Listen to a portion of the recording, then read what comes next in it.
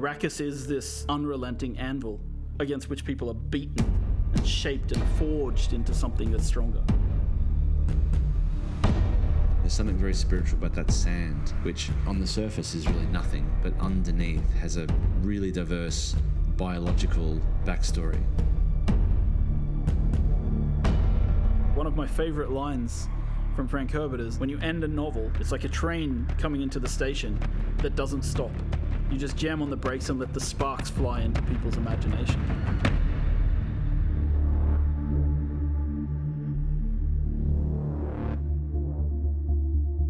Arrakis is a test, is what the Fremen say. And the player comes right into the heart of that test. Dune Awakening is a survival game at the base level. And it begins like a traditional survival game, like you're looking for water, you're looking for shelter. Where will you find water in the desert? Will you take it from others? So when we talk about survival, sure, we start with the basic kind of survive. And then when you've survived long enough, it's now time to think about political survival and how you progress within the universe. The approach we take when building a world like Arrakis is we kind of have to think about where are the stark lines and how do we draw these epic spaces? How do we make them feel huge and the player feels dwarfed by everything they see around them? The intention was every time we saw the desert, it was highly brutal, and if you went out into the desert without the right protection and without the right knowledge, that it was sure death. If we looked at references from some of the hottest deserts in the world, the visuals that we saw from those deserts weren't enough. We needed this world to be even harsher. So we've been working with Legendary since the very beginning. They've been very generous with sharing with us assets from the film and allowing us to see things from the film and allowing us to really understand the vision that Denis Villeneuve has for the world and his characters and the way he's grounding Arrakis. But of course, a game is a much larger scale, so we need to expand upon that vision.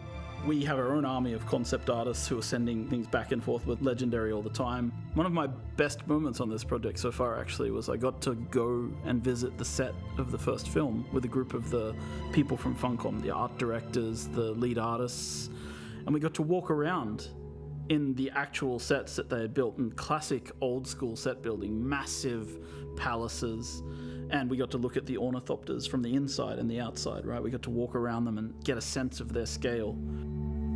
Well, I think what they had done really well is they'd been quite inspired by the world that we had built in Dune Part 1. Now, in a film, you're sort of led on a journey by the director and by the script, whereas in a game, you have the opportunity to sort of create your own narrative and create your own journey. The most exciting aspect for me is the fact that you can take what you've enjoyed and loved and you can build your own stories and your own places. And that to me is the ultimate goal, is to have, complete control. Using Unreal 5 to create a game is obviously one of the better choices. Unreal 5 gives us flexibility through the blueprinting system. It allows us to handle amazing graphics through the rendering system, the lighting system, such as Lumen. Lumen technology allows proper light bouncing. If I had to say one thing in the game that really benefits from Lumen, it's player-crafted spaces. In our case, it's like you build a room and you place a window, and the window lets in natural light, and the light will fill the room in a way that feels real. And that technology hasn't existed before. Before Unreal 5, in the olden days, you had to use what we called the LOD system.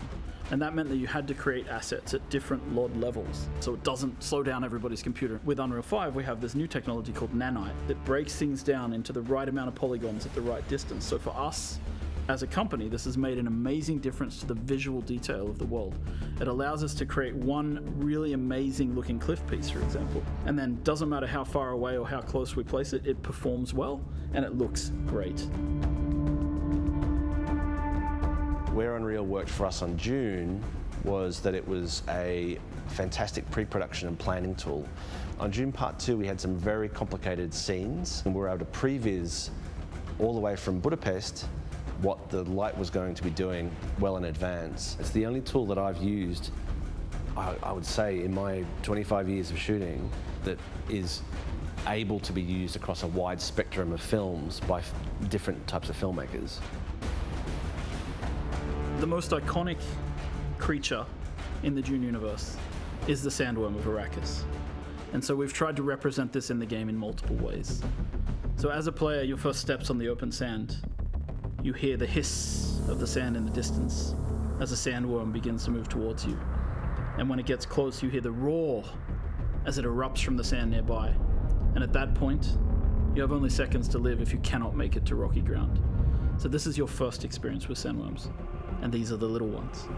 When you go into the deep desert, when you're harvesting spice, the giant ring-mouth sandworms that we've seen in the film will erupt underneath the spice blows and suck harvesters and equipment down into the sand beneath them. There's really only one rule: the sandworm will always come. Humans have always had this innate drive to create something, to build worlds, whether it's in their head, whether it's in text, whether it's on screens, whether it's in games. Funcom as a company has been on this journey for a long time, creating multiplayer worlds where players can live out their dreams and fantasies. We were there in the beginning with massively multiplayer online games. We've been there in the beginning with survival open world crafting games.